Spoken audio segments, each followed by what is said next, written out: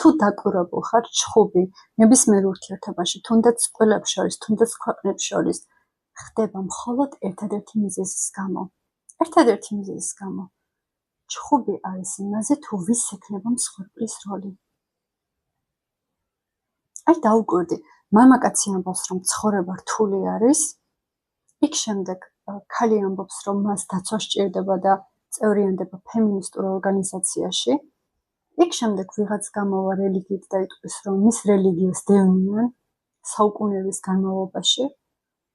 ჩხუბი არის რეალურად იმის გამო, ვის ექნება მსხვერპლის როლი. რა შემთხვევაში არის შესაძლებელი ურთიერთობაში იყოს ჰარმონია? იმ შემთხვევაში, როდესაც ურთიერთობაში არის სიცხადე. შემიძლია მაგალითი მოვიყვანო, რას გულისხმობ სიცხადეში. ყოველთვის ვამბობ ხოლმე, ქალსა და მამაკაცს შორის მეგობრობა არ არსებობს. თუმცა, სანამ ქალისა და მამაკაცის ურთიერთობაზე ვისაუბრებ, ჯერ დავიწყებ იქიდან ქალებს შორის არსებობს თუ არა მეგობრობა. ჩემი გამოცდილებიდან ვიტყვი შემდეგ ფაქტს, რომ ქალი მეგობარი არ მყავს. არ გულისხმობ ბავშვობის მეგობარს, მეგობრებს არა. ქალი, არც მაგაც ვერც მაგაც ვერ დადებს ადამიანებს, მაგრამ თუ ქალთან მაქვს კონკრეტული ურთიერთობა, კონკრეტული საქმეებიდან გამომდინარე, შესაძლებელია უკავშირდებოდეს მაგალითად ბიზნესს.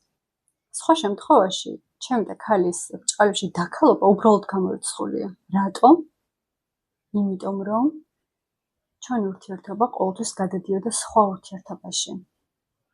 და მე ყოველთვის მამაკაცს უფრო მეტად მაინტერესებს, რა თქმა უნდა, ვიდრე ქალი.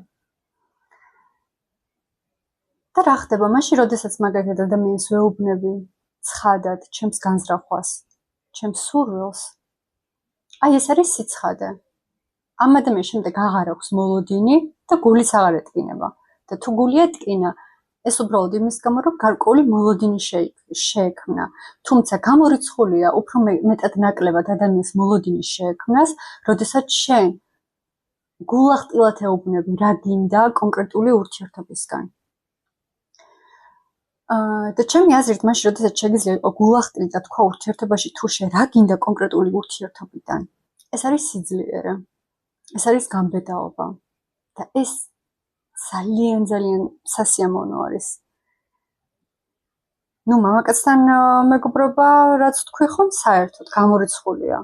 მაშინ, როდესაც ურთიერთობაში ორ ადამიანს შორის, თუნდაც ქვეყნებს შორის, მაშინ, როდესაც ხდება მსხვერპლის აღმოჩენა და ამ როლიდან გამოყვანა, ამ შემთხვევაში უკვე ცხადი არის, რომ უკვე გარკვეული არის, სიცხადე არის შემოსული, რომ იყო კონკრეტული ეტაპი, რომლის გადალახვაც მორჩა, ეს არ გახდა იდენტობა და ამ შემთხვევაში გამოსავალი არის, როგორც თქვი, სიცხადე, რომელიც შემოსილი არის ცხოვრების ხალისით.